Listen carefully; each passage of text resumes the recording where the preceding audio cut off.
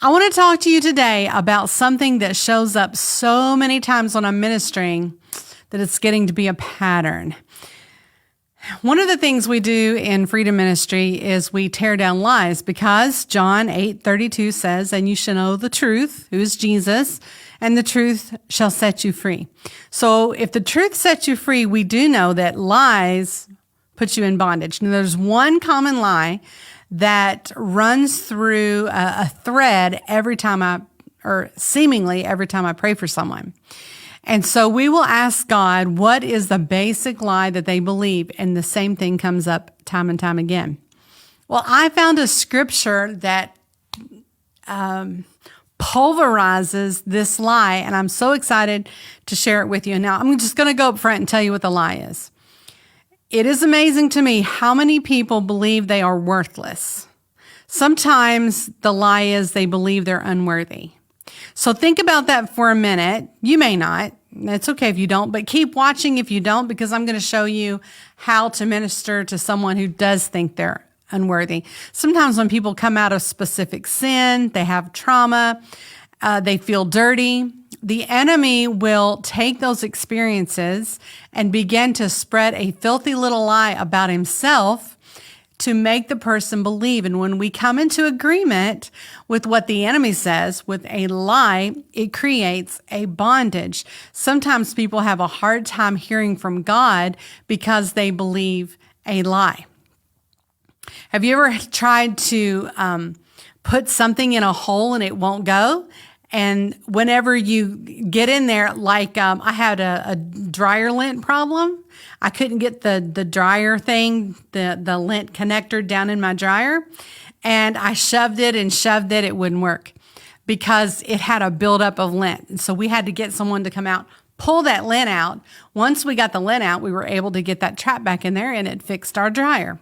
So sometimes people have so many lies stashed down in their heart that when the Lord does try to speak, it's hard to believe what he's saying. Hence, a lot of times people think, I'm so unworthy, God won't talk to me. I am so worthless. Why would he ever even commune with me? Why would he use me? Why would he give me giftings? Why would he fill me with the Holy Ghost? And if we can get that lie out of there, extract that thing, then oftentimes just the windows of heaven seemingly open up so that the person can receive what they really want to receive in the first place. Now, at first, this scripture isn't going to make sense, okay? I realize that. But 2 Corinthians 16:15 says this, "And what accord has Christ with Belial?" Belial is how I would pronounce it, but the dictionary says Belial. Or what part has a believer with an unbeliever? So 2 Corinthians 16 goes through basically a balance. Why would a believer be yoked with an unbeliever? What does Christ have to do with Belial? Well, what is Belial? Well, actually, Belial is sort of a name of Satan. So what does Jesus have to do with Satan? What does the identity of Christ have to do with the identity of the enemy? But if you look up the root word of Belial, even though it's a name of Satan because it attributes his character, it means worthless, unworthy, worthless.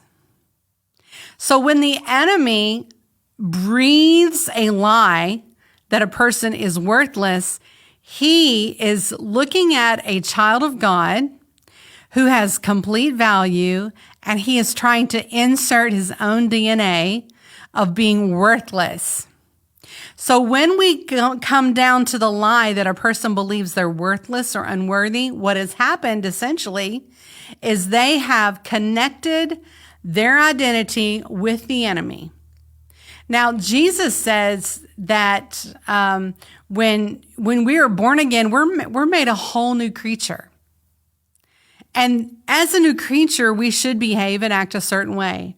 But when we have these tendencies to connect with the one who's really worthless and has no value, it keeps us from embracing our new identity. Now, the word worthless means having no real value or use. It's interesting to me that some of the most beautiful people, talented people, loved people on the inside actually think that they're worthless. Now, that doesn't happen unless they have believed a lie. So what we have to do to rob the enemy, the real Belial, of his identity is to come out of agreement. Well, how do we do that? First of all, we have to choose to believe. Pastor began a series called the Faith Unleashed. That's the name of it. And he talks about how unleashing our faith is important. It's not what we believe, but who we believe. And so what I'm talking to you right now is establishing who you believe, even if your believer isn't in agreement. Now, there's a scripture in Mark that says something like this: believe that you've received and you will have received it. Now, for me, that's a difficult scripture. It was until the gift of faith operated in me. I was asking the Lord to be filled with the Holy Ghost, and I was like, I don't even know how to do this. When that scripture came to me, believe that you've received and you will have received. And I'm thinking, I'm obviously not speaking in tongues. I'm obviously not. How do I believe what I can't see? The gift of faith, when I decided I want to believe, came in, and I actually believed before I saw the fruit of it. So even if you don't feel lovable, if you take John 3:16 and you say, this is the truth, it's not what I believe, it's who I believe, this comes from God, I choose to believe what he says. When you do that, you come out of alignment with Belial, the liar, the accuser of the brethren. You come out of agreement with his worthlessness. Jesus has total worth. His value is, we can't even assess it. And for the enemy, we can't even assess how valueless that he is. How dare he try to put that on a child of God? So let me read to you. I'm almost finished today. Colossians 2:8-10. Listen to this. Beware lest anyone cheat you. Listen, if you couldn't be cheated, he wouldn't have put it in here. Beware lest anyone cheat you through philosophy and empty deceit. That's what this lie is. It's empty deceit. According to the tradition of men, according to the basic principles of the world, and not according to Christ. For in him, in Christ, dwells all the fullness of the Godhead bodily, and you are complete in him. Now, one lie says you're unworthy. It says you're worthless. And the word says that he loves you. He wants you. He wants to do abundantly above anything you can ask or think. He loves you so much. He tells his apostles and disciples, feed my sheep. He longs for you to be fed. And not only that, he says you are complete in him, which means you're engrafted into Christ. There's no worthlessness in there. The unworthiness goes out the window. Isn't that great? That's Colossians 2:8-10. So how do you stop believing this lie? The first thing you have to do is begin to confess it. When you see a lie, bring it out to the light and say, I confess the lie that I'm unworthy. I confess the lie that I'm worthless. If a name that you were called as a kid that kind of brought on this pops in your head, renounce that too. I renounce the lie that I'm stupid. I renounce the lie that I'm unwanted. I renounce the lie that no one will love me. Just keep bringing that to the light. And then you say, God, I renounce the lies.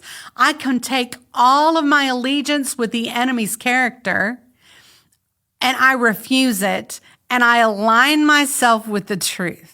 So you renounce the lie, and then you say, God, I've renounced it. I repent for believing those lies. I'm going the other way. You show me what the truth is. And then when you hear the truth, you confess the truth with your mouth. There's so much to be said about confession in the word. So when you say, God, I choose to believe I'm unworthy, even if the voice in my head of Uncle whoever is in there, I renounce what he said. What is your truth? And he may just bring up into your mind John 3:16. He may cause you to remember something really good he did for you. He may give you a picture. However he chooses to do that, that becomes your weapon against the liar, Belial. So, Belial. It doesn't matter about saying that right, I don't guess.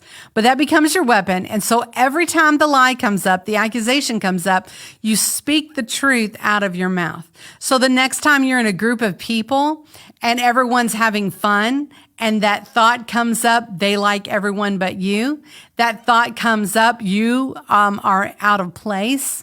There's no way anyone would like you. Your opinion doesn't matter. You take the truth that the Lord gave to you and you take that sword and you shove it at the enemy. I am of value.